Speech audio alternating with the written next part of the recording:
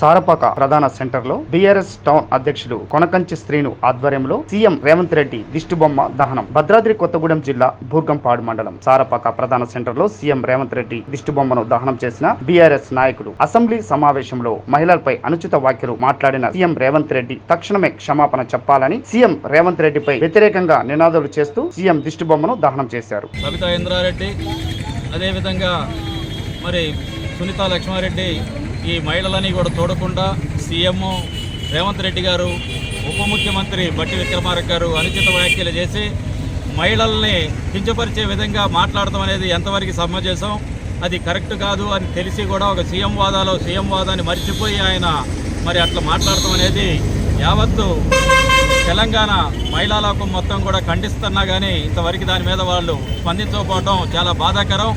ఈ విషయం మీద అసెంబ్లీలో సీఎం రేవంత్ రెడ్డి మహిళా ఎమ్మెల్యేల పట్ల నిర్లక్ష్యంగా వ్యవహరించిన తీరును నిరసనిస్తూ BRS party working president KTR గారి ఆదేశాల మేరకు రాష్ట్ర వ్యాప్తంగా ఆందోళన కార్యక్రమానికి పిలుపునియడం జరిగింది. ఆ పిలుపులో భాగంగా ఈరోజు సారపాక గ్రామంలో ఈరోజు దిష్టిబొమ్మ దహనం చేసి నిరసన కార్యక్రమం చేయడం జరిగింది. సీఎం రేవంత్ రెడ్డి సీఎం అయిన తర్వాత ఆయన సీఎం అవుతాడని ఆయనే అనుకోలేదు.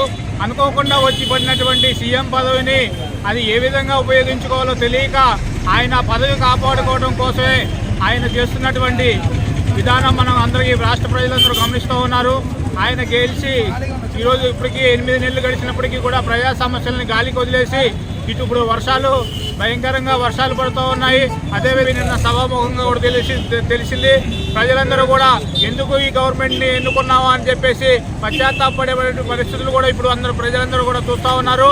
ఇటు త్వరలో జరిగేటటువంటి స్థానిక సంస్థల ఎన్నికల్లో కూడా ఈసారి కాంగ్రెస్ పార్టీకి బుద్ధి చెప్పి బీఆర్ఎస్ పార్టీకి ఆదరిస్తారని చెప్పేసి అది కూడా జనాలందరూ భావిస్తూ ఉన్నారు. కాబట్టి మరొకసారి సీఎం రేవంత్ రెడ్డిని హెచ్చరిస్తున్నాం బీఆర్ఎస్ పార్టీ తరఫున. మరొకసారి కనుక మహిళల పట్ల కానీ బీఆర్ఎస్ పార్టీ విధానాల పట్ల కానీ ఒకసారి కనుక చేసినట్లయితే ఇటువంటి ఉద్యమాలు రాష్ట్ర వ్యాప్తంగా చేసి ప్రజలందరినీ కూడా మేల్కొల్పి గవర్నమెంట్కి బుద్ధి వచ్చేలాగా చేస్తామని చెప్పి తెలియజేసుకుంటూ జై తెలంగాణ.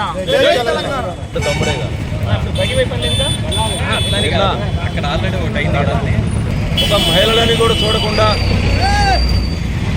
అహంకారపూరితమైనటువంటి ఈ రాష్ట్ర ముఖ్యమంత్రి మహిళలని కూడా చూడకుండా నోటికి వచ్చినట్టు మాట్లాడటం, విలువలు లేకుండా మాట్లాడటం, అదేవిధంగా ఉప ముఖ్యమంత్రి కూడా అదే దారిలో పోయి మహిళల్ని నిండు సభలో కంటతడి పెట్టేస్తాయి తీసుకొచ్చినటువంటి ఈ ప్రభుత్వం ఎన్నో రోజులు ఉండదు.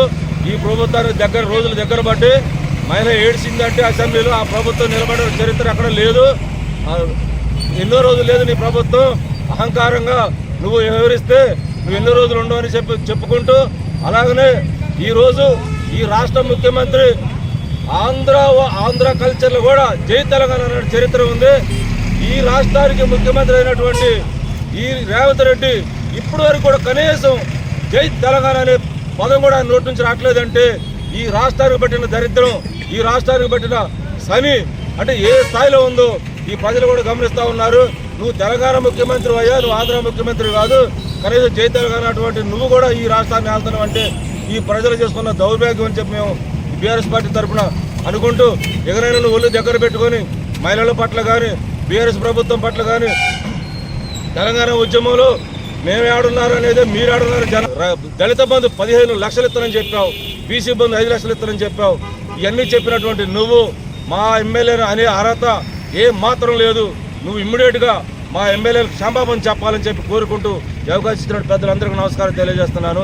జై తెలంగాణ, జై తెలంగాణ.